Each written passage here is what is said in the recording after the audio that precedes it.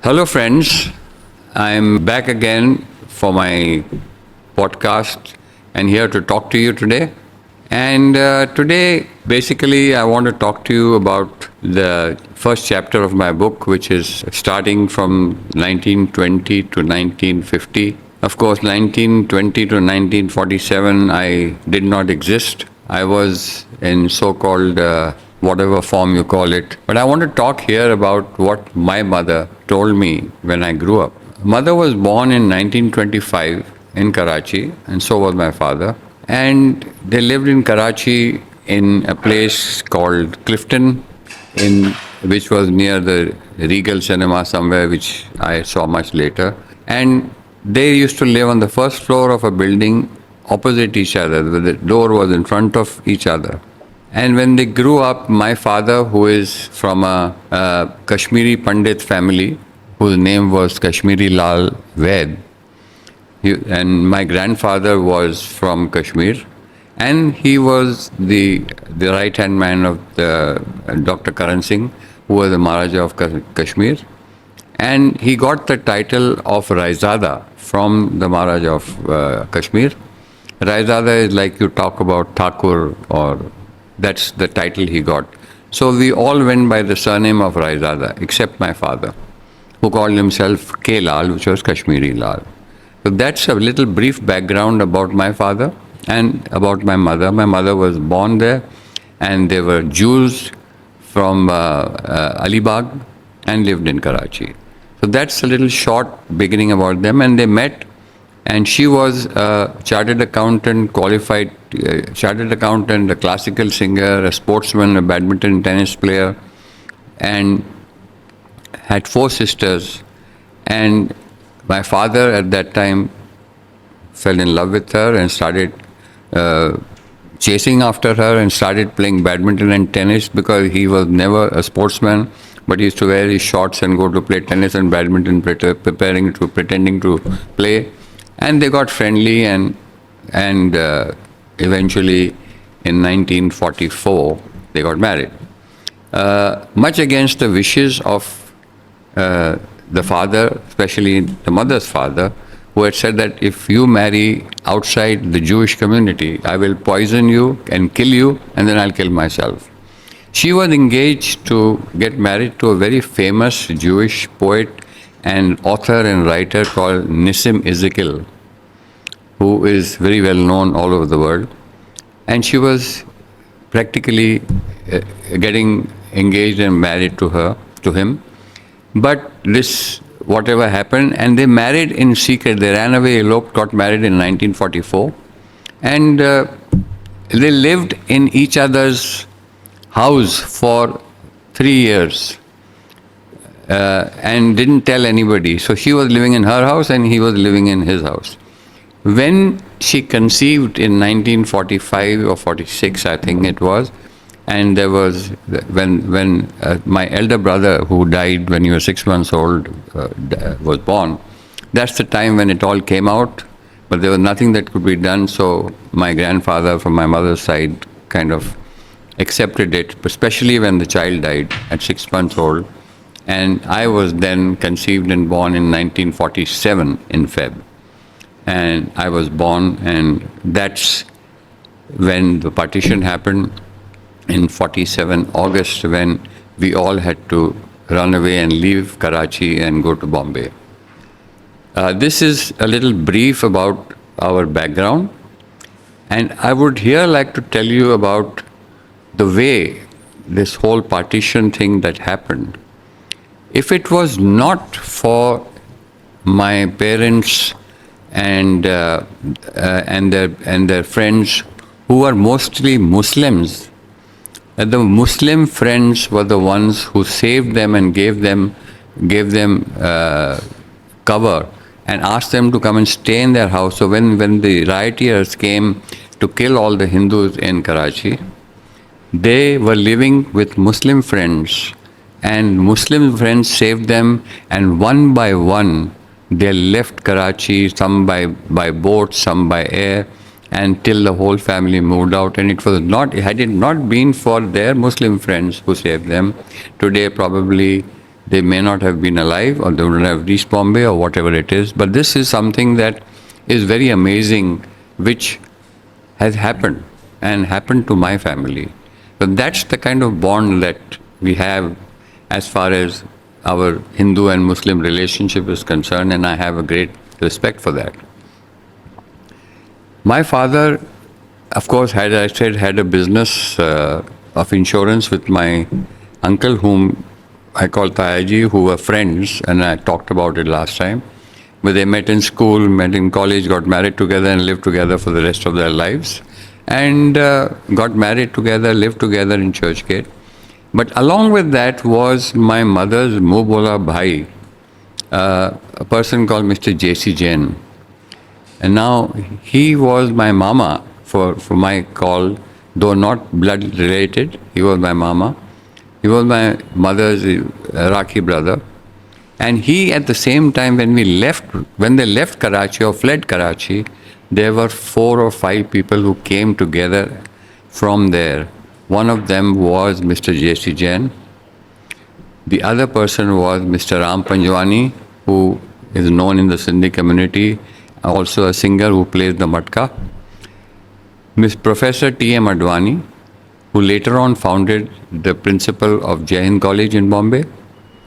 Mr. D.D. Punjabi, who later on became the owner of a company called Bandbox, which was later given to his son-in-law, married to his daughter Jamna Rambatra. So these 5 people came in together and were living in a small 1-room, 300 square feet flat at Mahim, next to a cinema which existed there. And that's where they came and landed and started life and went about their way, where J.C. Jain went on to become Joint Times of India and became the general manager and founded the Filmfare magazine, the Filmfare Awards, the Illustrated Weekly, the Femina, the Screen, and became a power king and a star maker and star breaker. And everybody knows about this. Mr. D.D. Punjabi bought 2 businesses, Bandbox and another one called Unique Printing Press, where he said, told my father, you take one and I'll take one. We chose to take the printing press. My mother ran that for 60 years on her own, being a qualified chartered accountant. Ram Panjwani joined Mr. T.M. Advani and they formed the Jai Hind College, which is existing even today. And they all made their lives from nothing. And my father and my uncle started their insurance company, the business which they knew from Karachi, and till it got nationalized and became LIC, which they became then government servants and were working for LIC till the day they died. So this is a little brief about where we are coming from, where our roots are. So a very average middle-class family struggling to survive during partition like everybody else. And that's how it came in when I came. I was only 6 months old. But when I heard these stories from my mother and my father and my family, I mean, they remained in my mind and always taught me to never forget your roots, where you're coming from. You may become a big man, but never forget where you're coming from. The day you forget that, I think you've lost everything and you're not going to gain anything in life. This is a little brief about this thing. My grandparents, as I told you, my grandfather from my mother's side was working in the port trust, in the Karachi port trust as a normal average worker, as officer. And my grandfather from my father's side was the chief secretary to Dr. Karni Singh of Maharaja of Kashmir, and had a fairly decent life, and we came from there. So this is a brief background about my grandparents. Over here, I would like to mention something which I think very, very few people in their life would experience, is having a second father. Now, how did that second father situation on the name came? When my dad was working with his friend I.J. Bhalla from school, college, and they started business together. And they decided to spend their lives together. They married together, lived together, even in Bombay, till the day they died. During my growing years, had two fathers and two mothers. And my real father, who really took care of me and cared for me, was my second father, Mr. Balla. My real father was too busy socializing, enjoying his life with Mr. J.C. Jain and the film fraternity, because he was fond of social life. He loved going out, enjoying, and my mother too.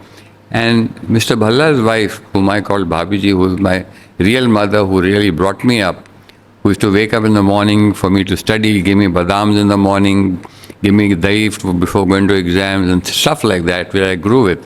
So I was very fortunate to have these two in my life, and I grew up with them.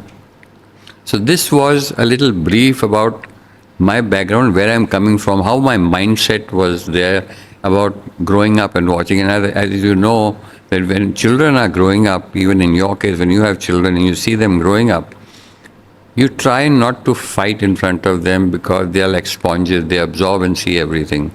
I too was watching and absorbing everything that was happening around the house. I used to see my mother, who was a Jewish woman, who used to be having a budget for everything, for the groceries budget. She used to put money in her envelopes separately and write down, this for milk, this for eggs, this for this. My Bhabiji, who was illiterate, was only good at cooking and taking care of the house. And my uncle, he was the thinker and the planner in the family, and my father was a doer. So some people can plan, the others can do. So there was a small sign in my hall in Churchgate when I lived, which I didn't understand at that time, it said, first plan your work, then work your plan. So I never used to understand. I used to ask them what it is. He says, beta, you won't understand this now. When you grow up, you'll understand. So when you plan your work, my uncle, Mr. Bhalla, used to do the planning of what he wants to do and how he wants to do it. And my dad was the executor. And then you work your plan. And they made a team which was an unbreakable, unfathomable team. And that's how together they got known as Lal Bhalla as a team. And that's what I grew up with to find out. Because what one is good at, the other couldn't be. So this is what happened. And that is how my childhood, which I saw up to the late 60s or whatever it is, and talk to you about. In the meantime, after I was born, after a few years, maybe 6 or 7 years, my brother was born in Bombay. His name is Vinay Lal. And he grew up, and there's an age gap of about 6-7 years between us. And he grew up. And that's where I remember up to that time, in that age, up to the late 50s, when he was born in 55 or 56, whatever. And that's how it all came to. And I think that's what this chapter is all about.